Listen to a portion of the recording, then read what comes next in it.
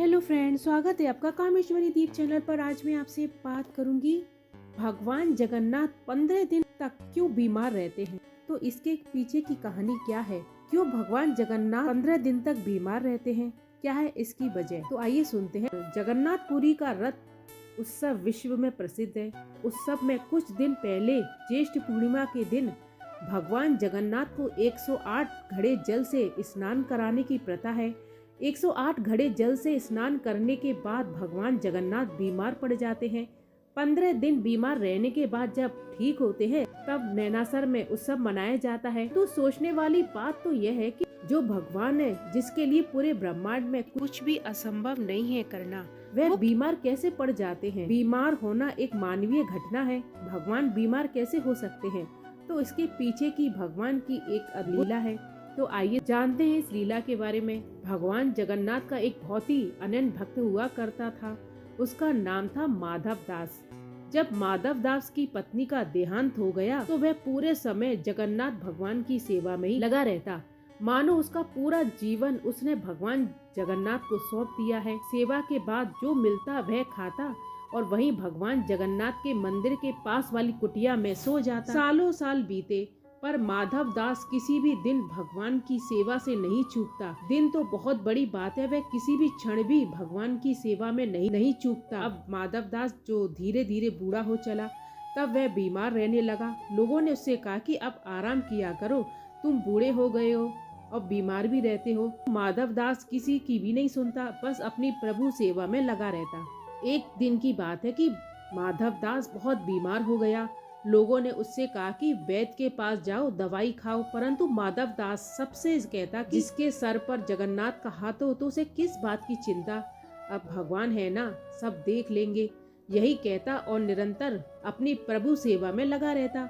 एक दिन कुटिया में बीमार होने की वजह से बेहोश हो गया और भूमि पर गिर पड़ा। तब प्रभु जगन्नाथ प्रकट हुए। आम मनुष्य के वेश में उन्होंने माधव दास को उठाकर पाई पर लेटा दिया और फिर उसके पास रहकर ऐसे माधव दास की सेवा करने लगे मानो एक माँ अपने नवजात शिशु की सेवा करती हो।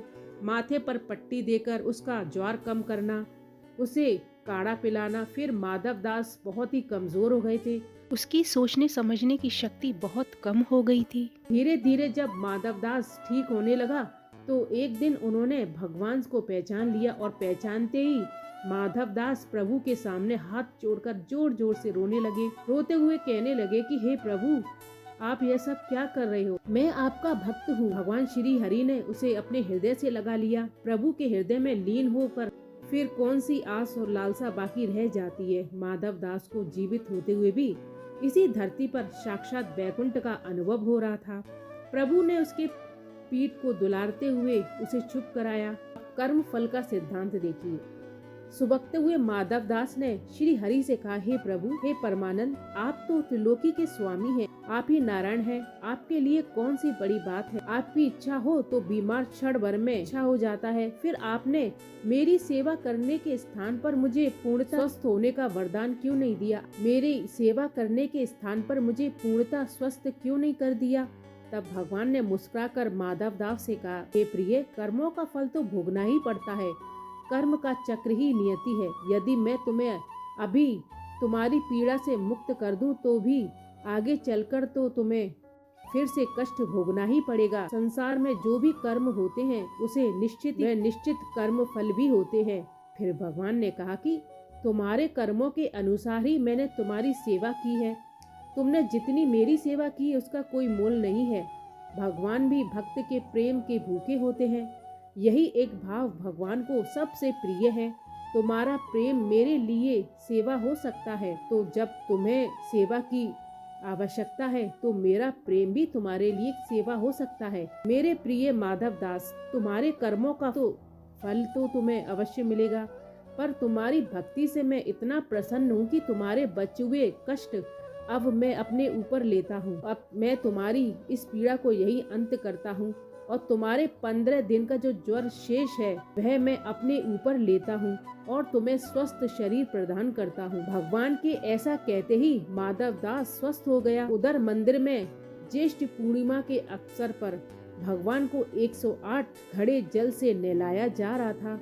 नहलाने के उपरांत भगवान का विग्रह जोर से तपने लगा और 15 दिन तक तपता रहा। तब से मान्यता है कि जो भी भक्त की पीड़ा प्रभु हरते हैं, उन्हीं कारणों से वे 15 दिनों तक बीमार रहते हैं। इसका कलंक 108 घड़े जल को लगता है। धन्य है वो 108 घड़े जल, प्रभु की लीला के अंग हैं। प्रभु की लीला अपरंपार है। तो ऐसे ही हमारे जगन्नाथ भगवान अपने भक्तों के अधीन होते हैं। भगवान जब अपने भक्त पर कृपा करते हैं तो ऐसे ही करते हैं।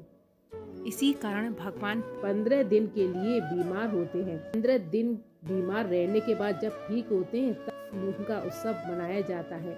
यह है भगवान का प्रेम अपने भक्तों के लिए, जो हमेशा सब कुछ अपना निछावर कर देते। भगवान ही अपने भक्तों से इतना प्यार करते हैं कि उसे कभी भी दुखी नहीं देख सकते। तो धन्यवाद फ्रेंड्स। अगर आपको मेरा वीडियो पसंद आया तो उसे लाइक जरूर कीजिए, सब्सक्राइब कीजिए मेरे चैनल को, बेल आइकन का बटनों से भी जरूर प्रेस कीजिए। धन्यवाद।